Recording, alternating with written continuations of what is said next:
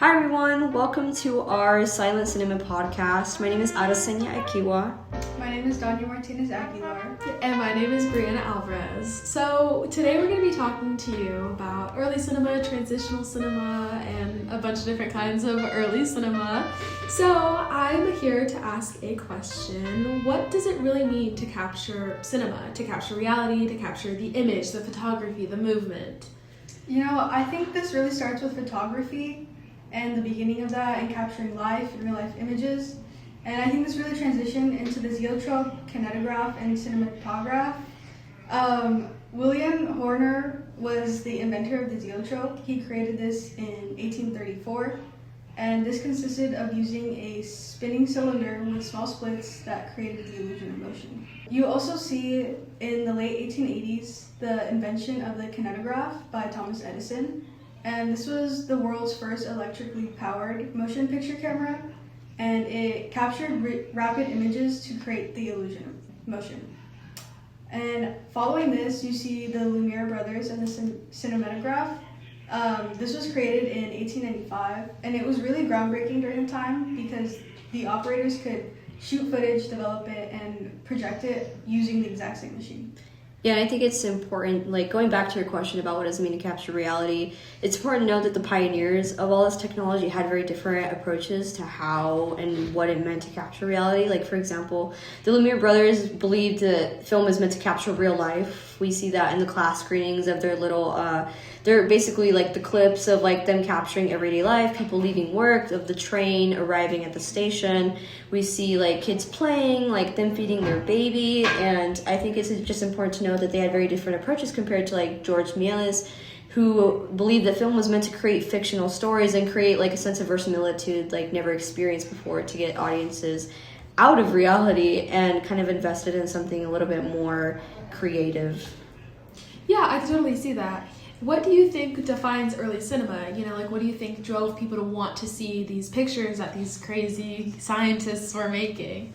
Well, I think the ideology that it really begins with is the cinema of attractions, which directly solicits spectator attention, incited visual curiosity, and supplied a pressure through an inciting spectacle and unique events, whether fiction or documentary, that was interesting and like could be shown, like the stuff that people have never seen before through this technology. It was inspired by vaudeville and a lot of like kind of like all these tricks and all these different talents that people could perform in front of a camera and like actually have it recorded and people that could watch. It was a direct address to focusing on display over narrative absorption, and there was no investment in like psychological development of characters. It was just kind of us watching and appreciating people laugh and scream and like reacting to each other and bouncing off of that. And I personally just associate the cinema of attractions with the circus because we all go to a circus for a good attraction. So yeah, like I literally totally get that. Vaudeville, the vaudeville theater, going to an amusement park, like this was just a form of amusement. I mean, people were paying money just to see a 40-second video and then that was it.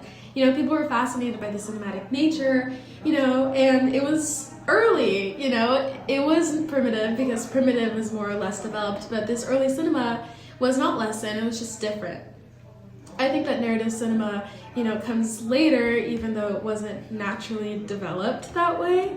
You know, everybody was more focused on the showing instead of the telling. There was close-ups, trick films, stop motion, slow motion, reverse motion, substitution, exposure. There's a bunch of different types of these cinematic elements. You know, an example of this would be George Méliès's A Trip to the Moon, like we mentioned before. And A Trip to the Moon by George Méliès was also very focused on the set design and production design, like a vaudeville theater. What do you guys think the cinema of attraction in A Trip to the Moon is? I think it's kind of George Méliès's approach of like creating a world that like doesn't even exist and like kind of just really this fantastical world to escape in, and like creating a sense of verisimilitude through the set design that's like really theatrically inspired. Yeah, just adding on to that, I think there was a really heavy emphasis on production design because it didn't have to be real. It was more on displaying this on camera. And with that, so many countries were competing on creating like the biggest spectacles with the newest technology. And with this comes a market competition, as there were two main countries, which were France and the United States. France had companies like Lumiere Co. and Starfilm Co., while the United States had companies like Edison Co. and American Motograph and Biograph Co. And I think this is where you can see film becoming this capitalistic enterprise. Yeah, and I think it's important to also like notice that there was no specialized division of labor. Like there wasn't no director and specified writer or like camera person. There was no like specifics in production distribution. The exhibition was under the same company, and people were just wearing multiple hats to kind of hit the ground running. Yeah, and it's really interesting to see how France was bigger than the United States in this competition, but it really shifted after World War I happened. And you can kind of see this transition from European to United States American domination. And now we're going to talk about the transitional cinema era beginning in 1906 to 1915, and the classical narrative style and how it came about from the transitional cinema era, and how people didn't really like it at first. And a lot of filmmakers went from New Jersey to LA, and this was kind of the beginning of Hollywood. And here we saw like the rise and fall of Nickelodeons, and these went from exhibition spaces that were dirty Nickelodeons to respectable movie palaces. They were first fixed programs, and they were mostly short, like one-reel clips, but they established a really strong movie-going culture as a social practice, and they costed a nickel, thus the name, and they were attended by the working class, immigrants, women, and children, but they were considered really dangerous and unsafe, and they were then replaced by the expensive and luxurious movie palaces, and by the mid-1910s, they were dedicated to feature-length films. Yeah, and with this, you can see how the global market really pushed away from the Nickelodeon and focused more on the United States as a forefront power, especially considering the shift to the West. And with this came the Hollywood system and the disputes the Hollywood system had between these oligarchies. We have the Motion Picture Patents Company, also known as the MPPC, which was established between 1908 to 1915. And this controlled patents for equipment, exhibition, and exchange licensing, market prices, and it also imposed censorship and format regulation. It's important to keep in mind that this was formed by major companies. Alongside this, we had the Independent Moving Picture Company, or IMP. These were independent producers opposed to the MPPC, which supplied the unlicensed exchange and Nickelodeons.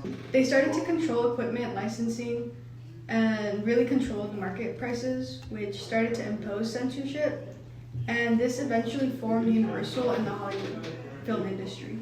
Yeah, and then also during this transitional cinema period, we had this transition to cinema of narrative integration. So with the change from Nickelodeon to these feature-length films, we now had coherent storytelling, we had longer movies, we had continuity editing, and kind of this like narrative autonomy. As I mentioned before, everybody was showing up to set, doing whatever they needed to do to get things finished, but now we have directors and producers and scriptwriters. This was the beginning of going to the movies to see your favorite stars like Mary Pickford and Lillian Gish.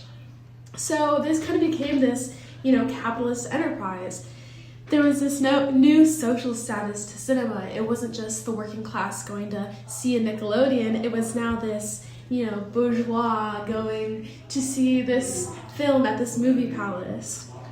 We had longer films. We had spatiotemporal and dramatic orientations. We had close-ups and POV shots. We had a lot of different kinds of ways to express narratives in these films.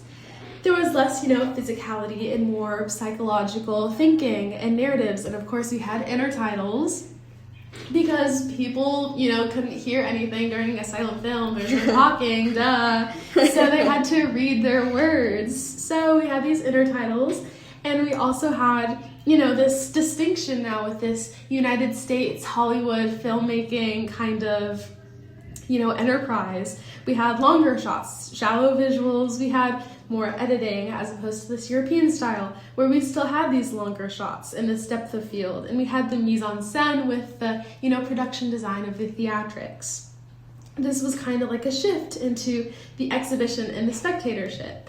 And to give an example of that, the screening we watched, Broken Blossoms, kind of really give an example of the character psychology we're talking about and identifying the realist face and kind of just like showing the production value and like how much investment in production value can like really kind of alleviate like movie quality and feature length quality. And and just kind of like, I want to ask you guys, like, how would you compare this to the cinema of attractions, like in the narrative in Broken Blossoms to cinema of attractions, and how does it differentiate, and what makes it stand out as a classical narrative film? I would say that the intertitles played a really important role in Broken Blossoms, given that this was a silent film and the visual nature of the performances. I feel like the intertitles and text provided essential narrative framing on how the audience was connecting and understanding the film. I think the thing that really stood out to me in Broken Blossoms was the display of race. You know, before we're just seeing people come home from work, but now we're seeing these social and political issues like racism. Yeah, and I guess from that we can go on to our next topic, which is diving into race films and oppositional filmmaking. And on the topic of racism, now we're going to talk about oppositional filmmaking. We're going to focus on Birth of a Nation and Within Our Gates, and how these films kind of use classical narrative cinema to tell a story reflecting race theory during the social period, and how Hollywood was building its domination with seamless storytelling, racist stereotypes, blackfacing, yellowface, and redface, class and gender inequity, and representation politics, specifically defamating representations of African Americans with blackface, villainization, and harmful stereotypes like the mammy character and hypersexualized characters used for fear-mongering and perpetuating white fears. Yeah, and with this, we really see race films come into play, as they were like the alternative to white Hollywood. What was the first Black-owned production company? Yeah, so there was actually two first Black-owned production companies, which were the Lincoln Motion Picture Co. And the Michoud Film Corporation. With these Black-owned production companies, we can kind of see politics of representation in play in By Right of Birth, which really highlighted and represented Black people having regular and normal lives. I feel like this was a really important turn, as there was this realization that this was only possible if there were Black filmmakers making Black films. Right. And this was a huge contrast compared to Birth of a Nation. What do you guys think the negative impacts of Birth of a Nation had? Obviously, you know, like a big part of it was the rebirth of, you know, the Ku Klux Klan and the lynchings and stuff that kind of came after that. You know, racism became way more prominent after this films. And then I know the readings were also saying that I remember in the reading about kind of criticizing Birth of a Nation and D.W. Griffith's work, and like how he portrays like harmful stereotypes like with blackface and like with like using Black characters played by white men to kind of perpetuate violence.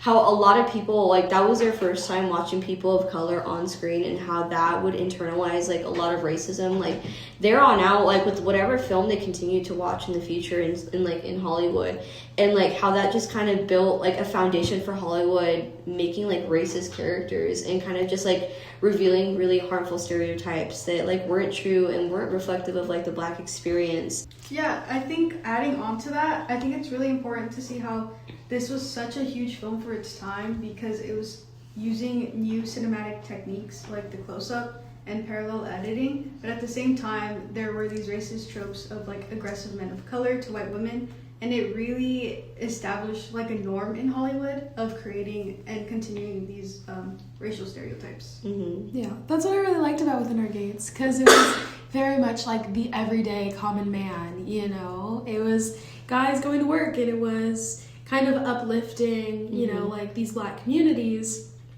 in some way kind of even denouncing racism, because it isn't a negative reality every single day. It's actually a positive reality for most people, you know, living their daily lives. You know, there's community engagement, there's an active participation within these Black communities, and I think Within Our Gates and other films by these creators really showed. Mm-hmm. Yeah, and I kind of agree with you. I think Oscar Micheaux is really focused on kind of like showing character complexity and using classical narrative cinema to kind of tell that kind of story, especially with like his really complicated intertitles that had like really sophisticated language for like to reveal like different class separations.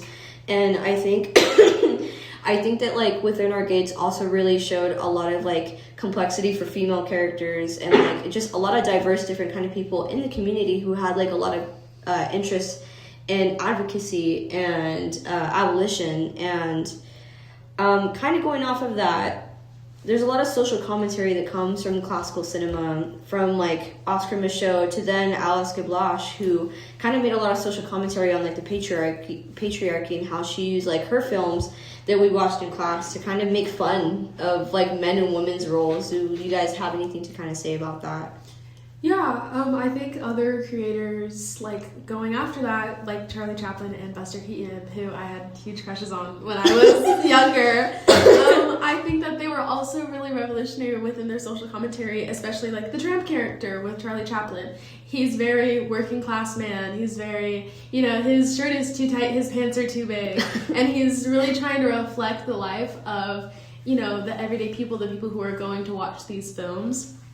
And even with Buster Keaton with his slapstick, he's still having this, you know, like satirical approach with everything, but I think he's still kind of really representing this everyday kind of person. He does a lot of like satire for automation too, and kind of making fun of what happens like when we invest too much in technology in our domestic lives, which I thought was really cool, because it's like if it's a domestic threat, then like people don't want that threatening their domestic lives, because then it kind of takes them away from like keeping that. Definitely, especially during the Industrial Revolution. Yeah, and I think it's really important to analyze and see these films to help us understand today's cinema. I think they really help us understand like the importance of who's on screen and who's portraying what, and why there's an importance of who are storytellers, not just actors. Yeah.